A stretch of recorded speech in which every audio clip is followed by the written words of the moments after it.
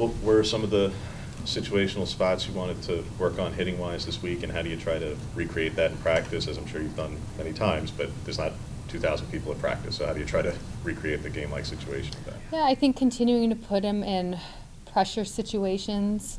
Got it. In practice, I think the more live that we can do, live situational stuff in practice, the better.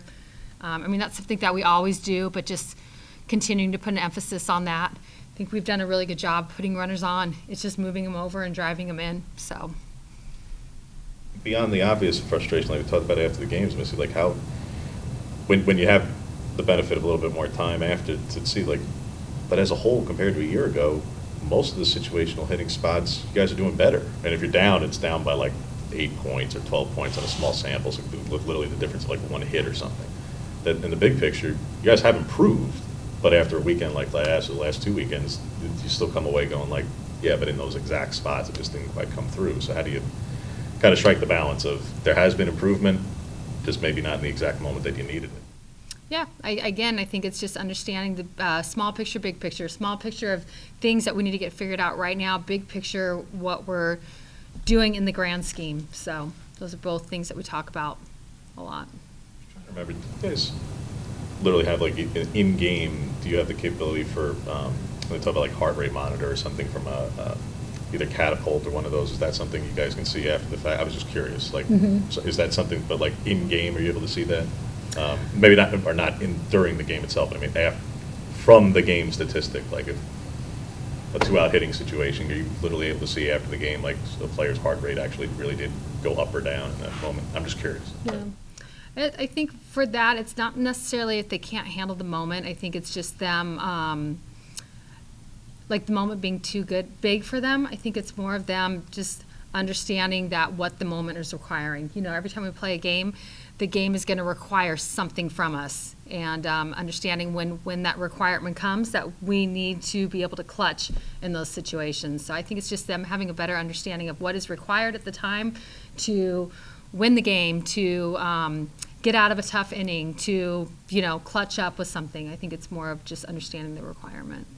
Yeah, I was asking more in that, like, Bunk's always been excellent in a lot of those spots, but at the moment what she's doing is almost defying every statistic. I mean, it's like so extraordinarily high.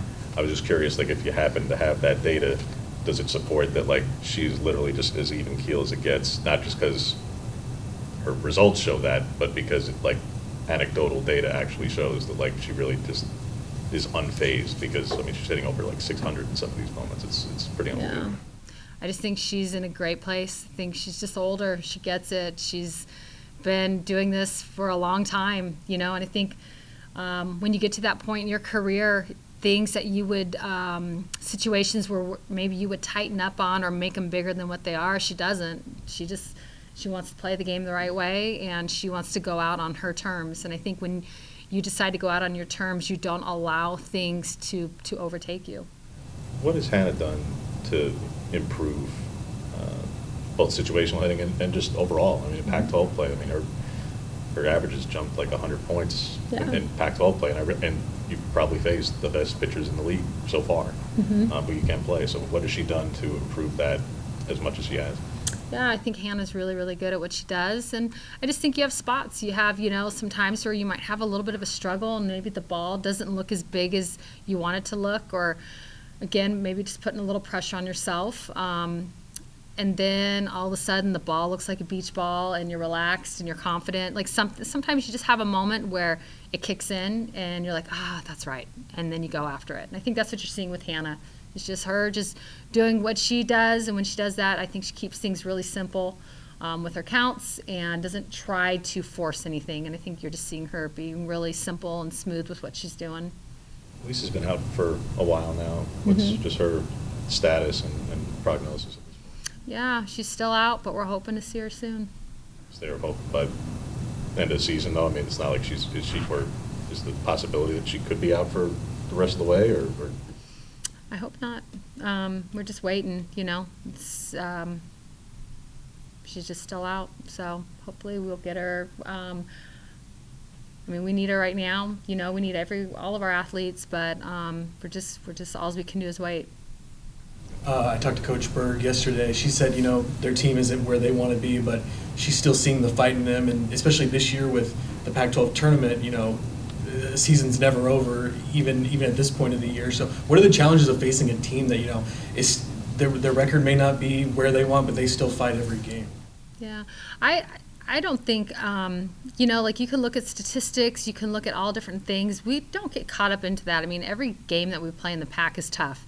Every time we play Oregon State, it doesn't matter our records, our statistics. It's just it's an in-state rivalry. So both teams always show up and play their best, and that's what I would expect this weekend. How have you enjoyed battling against Coach Berg over the last couple of years? Obviously a legend in the game. Yeah, no, I love it. Like, she's a competitor. I played against her when she was at Fresno State. I got an opportunity to coach with her when we were with Team USA a couple of years ago. I think she's done unbelievable things with Oregon State. They were a World Series team last year. It's going to be a tough battle, but, I mean, that's what we live for, so. Talk about small picture, big picture this week. After coming out of such a gauntlet of a schedule there at the beginning, has there been any conversations about not overlooking anything, or what the big picture is of what you guys have to do to kind of work the conference record back up? Yeah, again, we're in the Pac. We do not overlook anything. I think you have to understand what you're getting ready to get in the middle of, and that's, going against Oregon State this weekend 3 times and taking it one game at a time. Because it is going to be a tough series, just like the rest of our series. But then also understanding big picture, we're getting to the end of it. So we need to continue to stay strong and understand how to elevate. This team has not peaked, and I'm excited about that. So I think our best ball is yet, still to come.